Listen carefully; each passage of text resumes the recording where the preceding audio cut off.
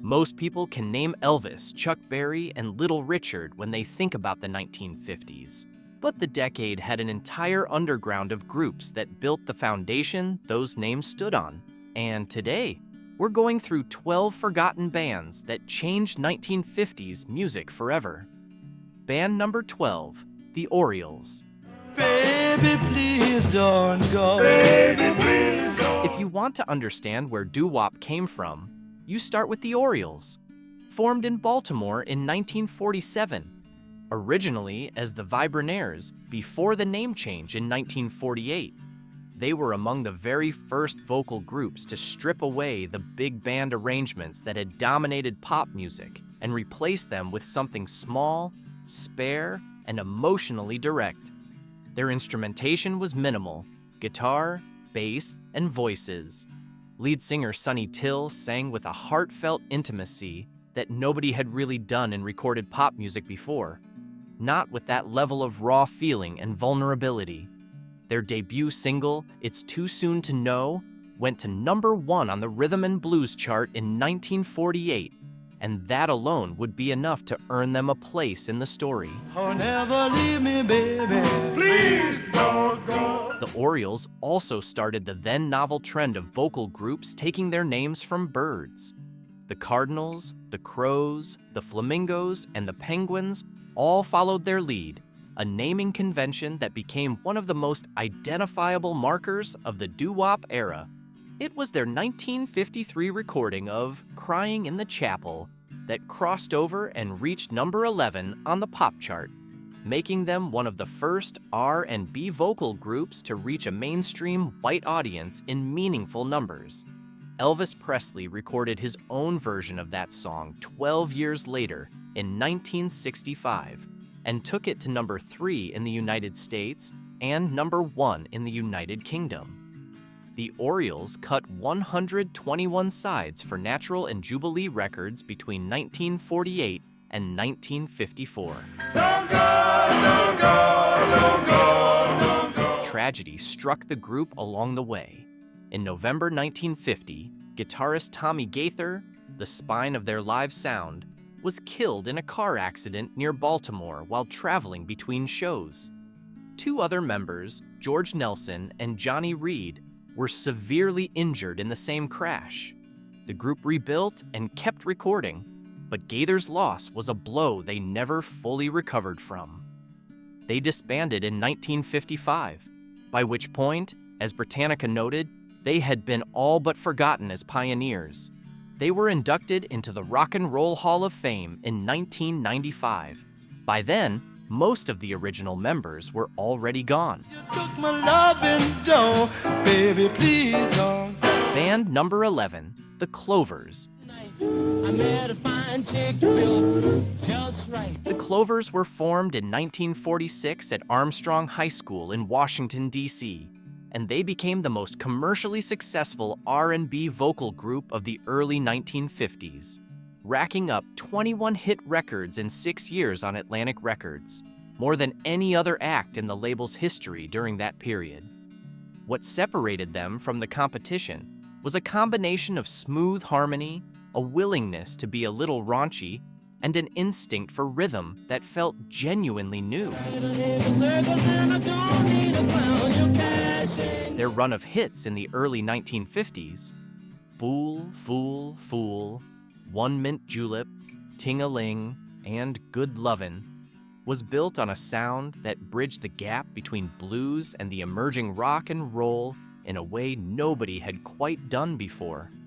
Ahmet Ertegun at Atlantic Records shaped the Clovers sound alongside producer Jesse Stone, and the result was records with real heat, bluesy and rhythmic in a way that went well beyond what most pop radio would touch at the time. Elvis Presley included Fool, Fool, Fool in his early repertoire. Buddy Holly cut a version of Ting-a-Ling during his first Nashville sessions. Ray Charles revived One Mint Julep as an instrumental in 1961 and had another hit with it. The Clovers' influence moved quietly through a generation of musicians who absorbed what they heard and rarely credited it. An interesting structural innovation came from having two alternating lead singers, Buddy Bailey and Billy Mitchell, a concept that the Temptations adopted a decade later to great commercial effect. Their biggest pop chart success didn't come until 1959 with Love Potion No. 9, a Lieber and Stoller song that reached number 23 on both the pop and R&B charts.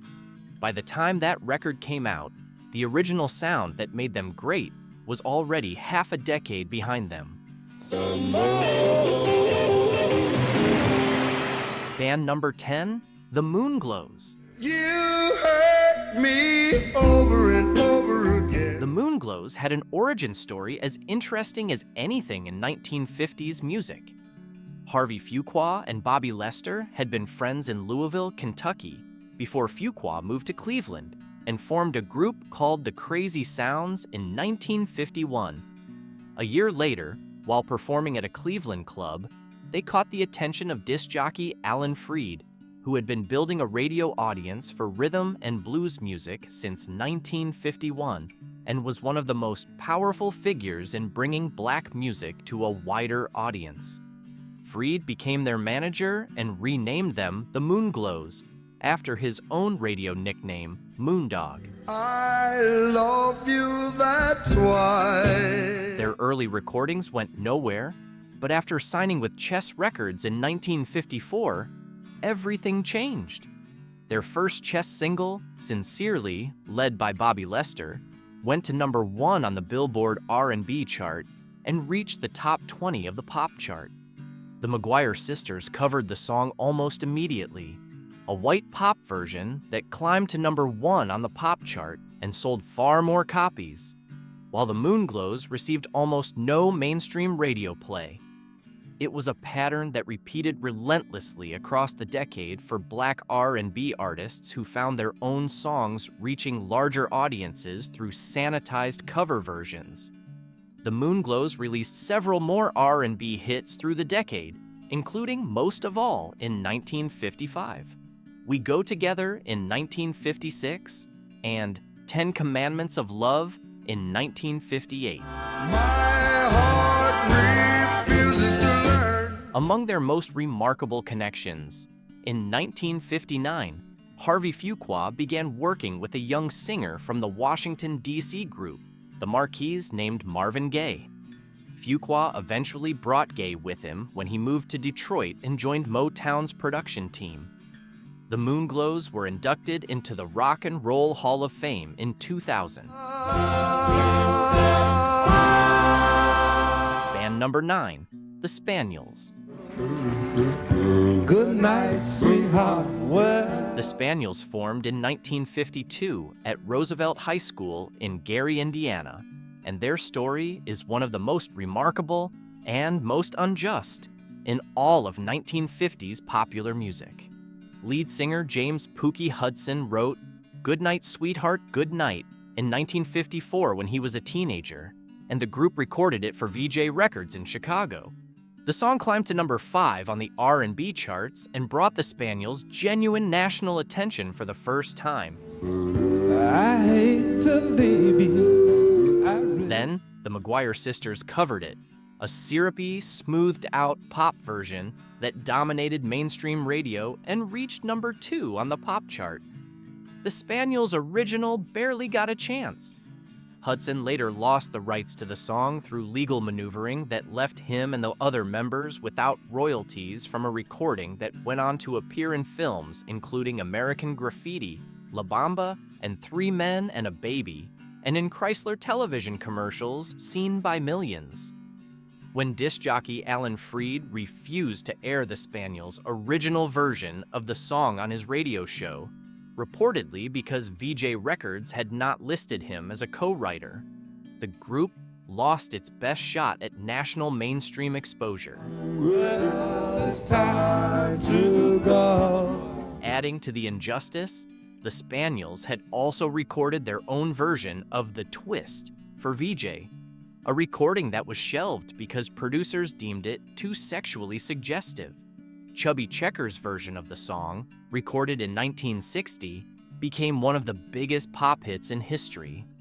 The Spaniels remained one of the most beloved vocal groups in live performance throughout the 1950s, celebrated on the R&B circuit, but the commercial machinery of the era worked against them at every turn. Band number 8, the Chords. Life could be a dream, life could be a dream. The Chords are a band most people have never heard of, which is remarkable given that they may have recorded one of the most pivotal songs of the entire decade. The group was formed in the Bronx, New York, in the early 1950s, and in 1954, they recorded She Boom for Cat Records, a subsidiary of Atlantic. The song's full title was She Boom, Life Could Be a Dream, and there was something in that pairing that captured a specific teenage feeling of possibility and restlessness that nobody had quite named yet in pop music. Life could be a dream if I could take you up. It was a loose, joyful, jump rhythm record with a playful, nonsense syllable chorus that had genuine bounce and spontaneity to it.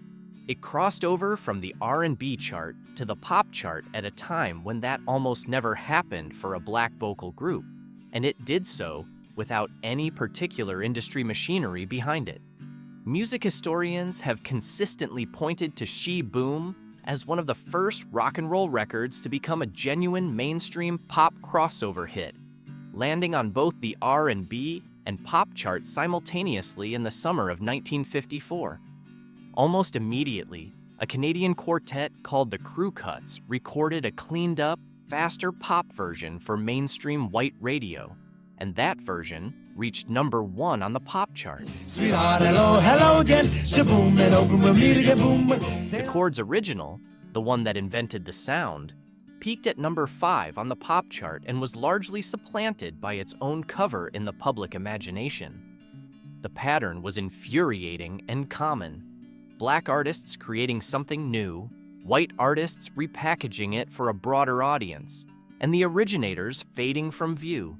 The Chords never had another major hit. Their contribution to the birth of rock and roll is real and thoroughly documented, and almost entirely uncelebrated. Life could be a dream, life could be a dream, sweetheart. Band number 7, the Penguins. Will you be mine? The Penguins formed in 1953 in the Fremont neighborhood of Los Angeles, and they recorded one of the most emotionally distinctive songs of the entire decade. Earth Angel, cut for Dootsy Williams' Dutone label and released in late 1954, became one of the defining slow dance records of the era. The song that floated out of every jukebox and echoed across every school gymnasium in America. But what made Earth Angel so lasting wasn't just that it was catchy, it was the recording itself. Lead singer Cleveland Duncan had a voice that sat in a particular emotional register, warm, a little uncertain, genuinely tender, and the way the backing harmonies moved underneath him created a feeling of suspension, of something being held carefully in the air. The production was minimal, the tempo unhurried, and the result was a record that sounded completely unlike the more polished pop being made at major labels at the time. It climbed to number 1 on the R&B chart and reached number 8 on the pop chart. Extraordinary for a group on a tiny independent label with no distribution machinery behind it. Of your love, loveliness. The Crew Cuts also covered it, as they had the Chords' Shboom, but the Penguins' original held its ground. John Lennon cited the Penguins as an influence on the Beatles, and the specific quality of that vocal harmony approach, that sense of voices carefully balancing against each other, can be heard running through the close harmony work of early 1960s British pop. Despite the enormous reach of Earth Angel, the Penguins never produced another top 40 hit. The Penguins remain one of the most glaring omissions from the Rock and Roll Hall of Fame. With you. Band number 6, the Cadillacs. They often call me Speedo, but my real name is Mr. The Cadillacs formed in Harlem in 1953, originally as the Carnations, and became one of the most visually and musically explosive groups of the 1950s. Where many doo-wop groups stood relatively still on stage and let the voices carry everything, the Cadillacs were a full performance act. They sang, they danced, and they wore sensational coordinated costumes that made every show feel like an event. Fellas and taking other folks' girls. Much of that transformation came from a collaboration with choreographer Charlie Atkins, who would later go on to shape the stagecraft of Motown acts, including the Temptations, the Four Tops, and Gladys Knight and the Pips. Atkins turned the Cadillacs into something closer to what we might now call a fully realized entertainment group. Singers who were also showmen, whose every line was synchronized with a precise, rehearsed dance step. Their 1955 hit Speedo reached number 3 on the R&B chart and became one of the most electrifying live showpieces of the era. Lead singer Earl Carroll, who performed as Speedo both on stage and in the group's reputation, brought a comic, charismatic energy to every performance that was genuinely unlike anything else on the circuit at the time. Well, now some may call me Joe, some may call me Mo. The Cadillacs were, by several contemporary accounts, the most exciting act to see live at the Apollo Theater in Harlem during the mid-1950s. Carroll joined the Coasters in 1961 and toured and recorded with them for the next 2 decades, carrying that performance ethic forward. When you watch any vocal group from the 1960s and beyond step into precise, coordinated choreography as naturally as breathing, some of what you're seeing goes back to what the Cadillacs built in Harlem in the mid-1950s. Their contribution to the physical language of pop performance, the foundational idea that a vocal group had to be just as compelling visually as it was sonically, was enormous and went almost entirely unacknowledged in the official histories. And number 5, The Charms.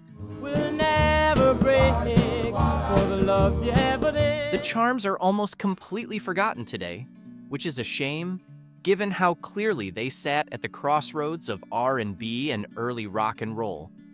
The group formed in Cincinnati, Ohio in the early 1950s and scored a major R&B hit in 1954 with Hearts of Stone, which crossed over to number 15 on the pop chart, a remarkable achievement for a small regional act on the independent Deluxe Records label.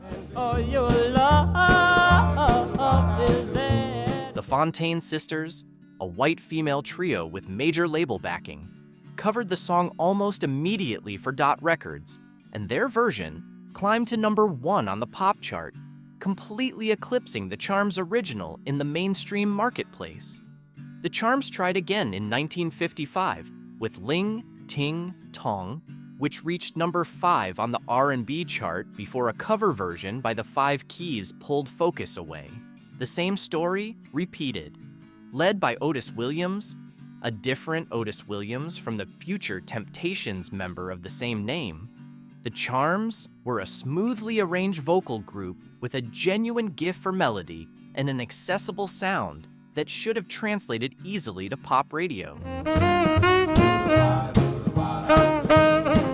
Their run of hits on Deluxe Records between 1954 and 1956 documented exactly how the sound of R&B was evolving toward the pop mainstream, with each record showing more sophistication in its arrangement. But the cover record industry of the period, which was essentially a legal mechanism for white pop artists to repackage black music for a white audience, ensured that the Charms captured the artistic credit while seeing almost none of the commercial reward. No, your daddy, no. Band number 4, The Five Keys. I went to Chinatown. The Five Keys came out of Newport News, Virginia, and were one of the most genuinely gifted vocal groups of the era. Their harmonies were tighter, more precise, and more classically sophisticated than most of their contemporaries, drawing on a gospel tradition that gave their ballads a particular emotional depth. They recorded for Aladdin Records in the early 1950s and scored their biggest early hit with The Glory of Love in 1951. The group then moved to Capitol Records in 1954, where they had a top 5 R&B hit with Close Your Eyes and achieved a pop chart crossover with Ling Ting Tong in 1955. What made the Five Keys genuinely unusual was the range of their approach. They could do the stripped-down street corner a cappella style, they could do the sophisticated pop ballad with full orchestration, and they could handle up-tempo jump blues with ease. That versatility should have given them sustained longevity, but the fragmented and often exploitative music industry of the 1950s worked against consistency for any black vocal group trying to maintain momentum across several years. Personnel changes, label disputes, and the constant presence of the cover record market, which stripped away much of the mainstream reward each time one of their songs crossed over, made it nearly impossible to build the kind of commercial momentum that translated into lasting recognition. Wikipedia's history of doo-wop cites the Five Keys as among the very first groups to establish the vocal harmony tradition in the late 1940s. They influenced nearly every group that came after them, and very few people today know their names. Band number 3, the Flamingos. I can be. The Flamingos formed in Chicago in 1952 and were, by most accounts, one of the most musically refined doo-wop groups of the entire decade. Their harmonies were described by musicians and critics as genuinely exceptional, layered, precise, and capable of a kind of atmospheric beauty that most pop recordings of the era didn't come close to. The group had an unusual quality in that they could sustain a note and shift pitch across a chord in a way that felt almost orchestral. Can't you see that I'm crying? They recorded for Chance Records in their early years before moving to Checker, Parrot, and eventually End Records, building a catalog that stretched from straight R&B into something that touched jazz harmony in its sophistication.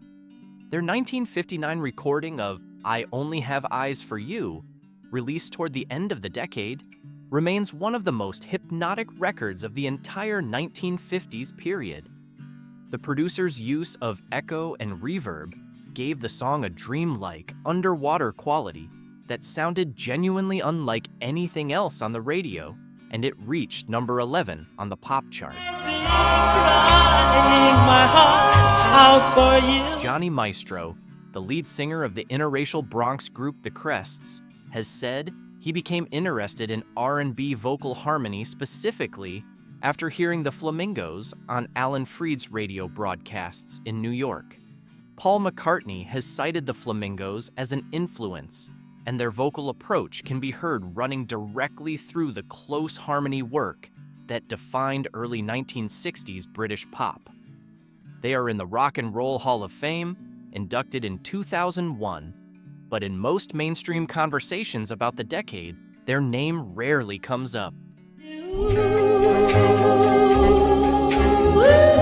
Band number 2, Hank Ballard and the Midnighters. Hank Ballard and the Midnighters occupy an unusual place in 1950s music history. They are the group that recorded the original version of one of the most famous songs of the 20th century without getting meaningful credit for it. The Midnighters formed in Detroit in 1952, originally recording as the Royals before changing their name in 1954. And their early recordings were aimed squarely at adult R&B audiences with a frank, unpolished energy. Their 1954 hit Work With Me, Annie went to number 1 on the R&B chart and generated immediate controversy for its explicitly suggestive lyrics. And please don't cheat.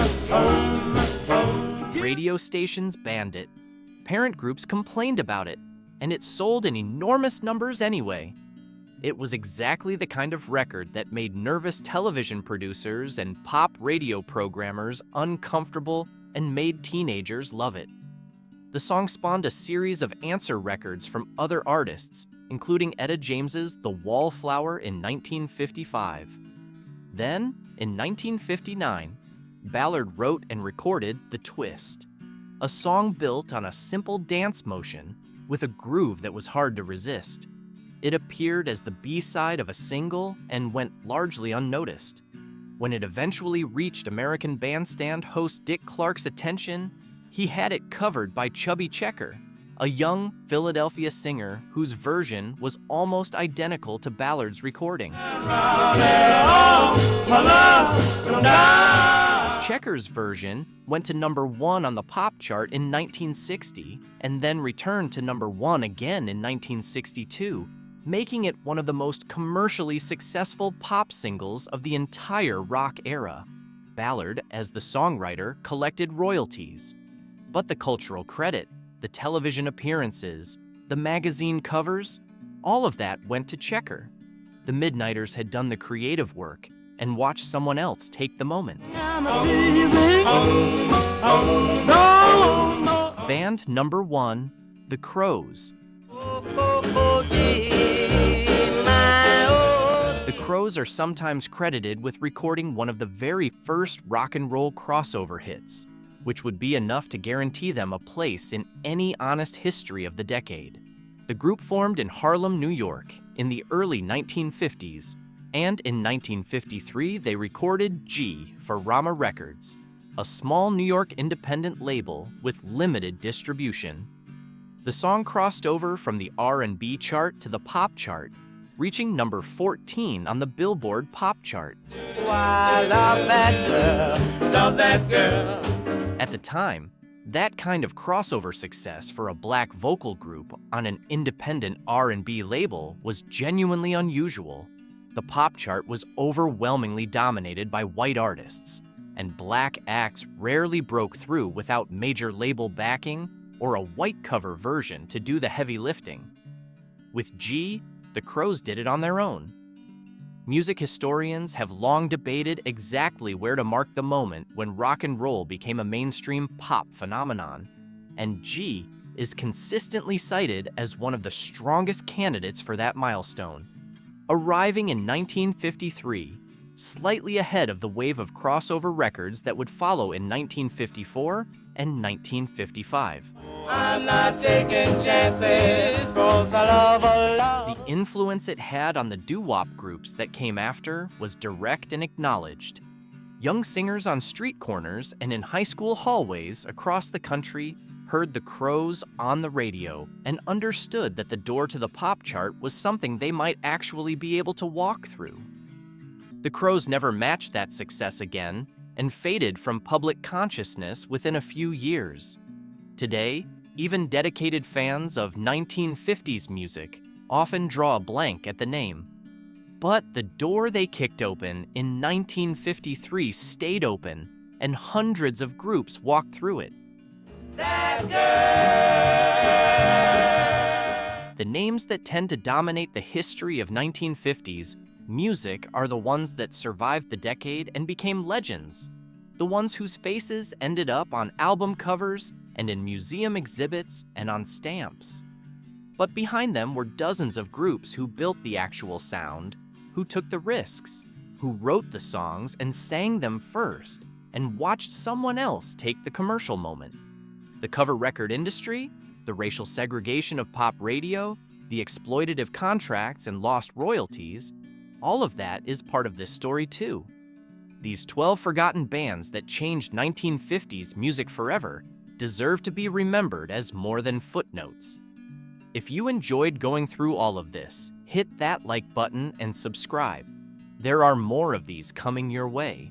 We'll see you in the next one.